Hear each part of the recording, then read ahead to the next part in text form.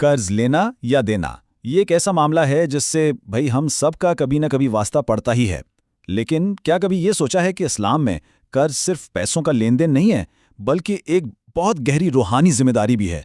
تو آج ہم اسی کو سمجھنے کی کوشش کریں گے کہ اسلامی تعلیمات کس طرح قرض کی ادائیگی کے فرض اور دوسری طرف ضرورت مندوں سے ہمدردی کے بیچ میں ایک بڑا خوبصورت توازن بناتی ہیں۔ یہ بات تو اکثر سنی ہوگی اور سچ بھی ثابت ہوتی ہے نا؟ کہ پیسے کا لین دین اکثر دوستیوں اور رشتوں میں تلخی لے آتا ہے۔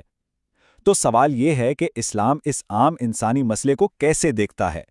چلیں ذرا اس کو گہرائی سے سمجھتے ہیں۔ تو دیکھیں، اسلام میں قرض کو صرف ایک فائنینشیل رسپانسبلٹی نہیں سمجھا جاتا، نہیں، بلکہ اسے ایک بہت بڑا، بہت سنگین روحانی بوجھ مانا جاتا ہے، اور ایک ایسا بوجھ جس کے اثرات صرف اس دنیا تک ہی نہیں رہتے۔ اور اس کی اہمیت کا اندازہ اس ایک بات سے لگا لیں جو کہ کافی حیران کن ہے۔ قرآن مجید کی جو سب سے لمبی آیت ہے وہ نماز، روزہ یا کسی اور عبادت کے بارے میں نہیں، بلکہ قرض کے لین دین کو لکھنے، اسے ڈاکیومنٹ کرنے کے بارے میں ہے۔ ذرا سوچئے، اس سے پتہ چلتا ہے کہ اسلام میں فائنینشیل ٹرانسپیرنسی اور انصاف کی کتنی زیادہ اہمیت ہے، بالکل ویسے ہی جیسے آج کل ہم لیگل کانٹریکٹس پر اتنا زور دیتے ہیں۔ اچھا، یہ جو روحانی بوجھ والی بات ہے نا، اس کو ایک حدیث اور گہرا کر دیتی ہے۔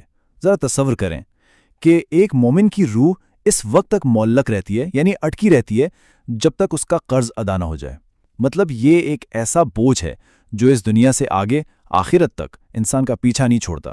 یہ اس معاملے کی سنگینی کو ظاہر کرتا ہے۔ اور اس کی سنگینی کو سمجھنے کے لیے نبی اکرم صلی اللہ علیہ وسلم کی زندگی سے ایک واقعہ سنیں۔ ایک شخص کا انتقال ہوا اور اس پر صرف 2 دینار کا قرض تھا، تو نبی اکرم صلی اللہ علیہ وسلم نے اس کی نماز جنازہ پڑھانے سے انکار کر دیا، جب تک کہ ایک صحابی ابو قتادہ رضی اللہ عنہ نے آگے بڑھ کر اس قرض کی ذمہ داری نہیں لے لی۔ اس کے بعد آپ صلی اللہ علیہ وسلم نے نماز پڑھائی، اور پھر اگلے دن جب وہ قرض ادا کر دیا گیا تو آپ صلی اللہ علیہ وسلم نے فرمایا، اب اس کی جیل ٹھنڈی ہوئی ہے، یعنی اب جا کر اس میت کو سکون ملا ہے۔ اس سے اندازہ ہوتا ہے کہ قرض کی ادائیگی کتنی ضروری ہے۔ تو ٹھیک ہے، یہ تو سمجھ آ گیا کہ قرض ایک بہت سنگین ذمہ داری ہے، لیکن اسلام کا نظام صرف سختیاں ہی نہیں بتاتا، وہ رحیم بھی ہے۔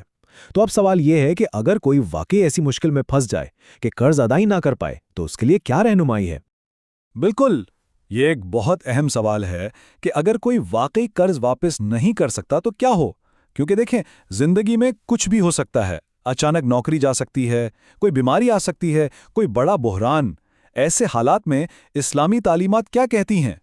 یہاں اسلامی قانون میں ایک بہت اہم کانسیپٹ آتا ہے جسے مشقت کہتے ہیں، یعنی حقیقی سختی یا ہارڈشپ، اور یہ واضح رہے کہ یہ کوئی بہانہ نہیں ہے بلکہ ایک جائز مشکل ہے۔ مثال کے طور پر کسی کی نوکری چلی گئی یا کوئی شدید بیمار ہو گیا، ایسے حالات میں اسلام رعایتیں دیتا ہے، کیونکہ اصول یہ ہے کہ کسی پر اس کی طاقت سے زیادہ بوجھ نہ ڈالا جائے۔ اچھا، تو جب یہ ثابت ہو جائے کہ کوئی شخص واقعی مشقت یعنی ہارڈشپ میں ہے تو پھر اس کے لیے راحت کا راستہ کیا ہے؟ آئیے ان حلوں پر بات کرتے ہیں جو اسلامی قانون پیش کرتا ہے۔ تو بنیادی طور پر مخروض کی مدد کے لیے 3 راستے بتائے گئے ہیں۔ پہلا ہے تاجیل، اس کا مطلب ہے مہلت دینا، یعنی ادائیگی کے لیے اضافی وقت دے دینا۔ آج کل کی زبان میں آپ اسے لون ایکسٹینشن کہہ سکتے ہیں۔ دوسرا راستہ ہے عفو، یعنی قرض معاف کر دینا، اور تیسرا ہے قرض کی تنظیم نو، مطلب پیمنٹ پلان کو مخروض کے موجودہ حالات کے مطابق ایڈجسٹ کر دینا۔ یہ تو بات ہو گئی مخروض کی، لیکن اب ذرا سکے کا دوسرا رخ دیکھتے ہیں۔ قرض خواہ کو کیا کرنا چاہیے؟ جس نے پیسے دیے ہیں اس کی کیا ذمہ داریاں ہیں؟ کیا اسے صرف اپنے پیسے واپس لینے کی فکر کرنی چاہیے؟ اس کا جواب قرآن مجید خود دیتا ہے۔ اس آیت میں قرض خواہ کو بہت واضح طور پر 2 بہترین راستے دکھائے گئے ہیں۔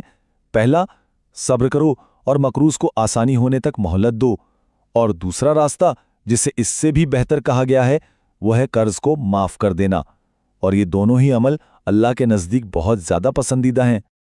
تو خلاصہ یہ کہ قرض دینے والے کے پاس 2 بہترین آپشنز ہیں۔ ایک ہے تاجیل، یعنی مہلت دینا، جسے مقروض کو سنبھلنے کا موقع مل جاتا ہے، اور دوسرا ہے عفو، یعنی معاف کر دینا، جسے صدقے کی سب سے اعلیٰ شکلوں میں سے ایک کہا گیا۔ یوں سمجھیں کہ یہ قرض خواہ کا ایک اخلاقی امتحان ہے کہ وہ ایک مشکل میں گھرے ہوئے انسان کے ساتھ کیسا سلوک کرتا ہے۔ اچھا، یہ سارا معاملہ صرف قرض لینے والے اور دینے والے کے درمیان ہی نہیں ہے۔ اسلام اس سے ایک قدم آگے جاتا ہے اور ایک اجتماعی، ایک سماجی ذمہ داری کا تصور بھی دیتا ہے۔ اب دیکھتے ہیں کہ اس پورے معاملے میں معاشرے کا، یعنی کمیونٹی کا کیا کردار ہے۔ اور یہاں کردار آتا ہے زکوٰۃ کا۔ ہم سب جانتے ہیں کہ زکوٰۃ اسلام کا ایک بنیادی ستون ہے، لیکن یہ صرف ایک سالانہ خیرات نہیں ہے، بلکہ یہ ایک پورا منظم سوشل ویلفیئر سسٹم ہے۔ یہ صرف غریبوں کو کھانا کھلانے تک محدود نہیں، بلکہ اس کا مقصد معاشرے کے کمزور لوگوں کو ایک مضبوط سہارا فراہم کرنا ہے۔ اور قرآن میں واضح طور پر بتایا گیا ہے کہ زکوٰۃ کے جو مصارف ہیں، یعنی جن لوگوں پر زکوٰۃ خرچ کی جا سکتی ہے، ان میں مقروض بھی شامل ہیں۔ اس کا سیدھا سا مطلب یہ ہے کہ یہ پورے معاشرے کی اجتماعی ذمہ داری ہے کہ وہ قرض کے بوجھ تلے دبے ہوئے لوگوں کی مدد کرے۔ یہ ایک طرح کا سوشل سیفٹی نیٹ ہے جو اسلام نے فراہم کیا ہے۔ تو اب اگر ہمیں ان تمام باتوں کو جوڑ کر دیکھیں، قرض کی سنگینی، مشکل میں رعایت، قرض خواہ کی ذمہ داری اور معاشرے کا کردار، تو ہمیں ایک بہت ہی جامع اور انسانیت سے بھرپور فریم ورک نظر آتا ہے۔ تو خلاصہ کیا ہے؟ خلاصہ یہ ہے کہ اسلامی نظام ایک شاندار توازن قائم کرتا ہے۔ ایک طرف مقروض پر اپنی ذمہ داری پوری کرنے کا سنجیدہ فرض ہے، تو دوسری طرف قرض خواہ کے لیے ہمدردی اور معافی کی ترغیب ہے، اور پھر ان سب کو سہارا دینے کے لیے معاشرے کو بھی ذمہ دار ٹھہرایا گیا ہے۔ یہ انصاف اور رحم کا ایک بہت ہی خوبصورت امتزاج ہے۔ اور آخر میں ایک سوال جو ہمیں سوچنا چاہیے، آج کے دور میں جب پوری دنیا میں لوگ قرض کے بوجھ تلے دبے ہوئے ہیں، تو کیا ہمدردی، سماجی ذمہ داری اور اخلاقیات پر مبنی یہ فریم ورک ہمارے جدید فائنینشل سسٹمز کو کچھ بہتر، کچھ زیادہ انسانی بنانے کے لیے کوئی سبق دے سکتا ہے؟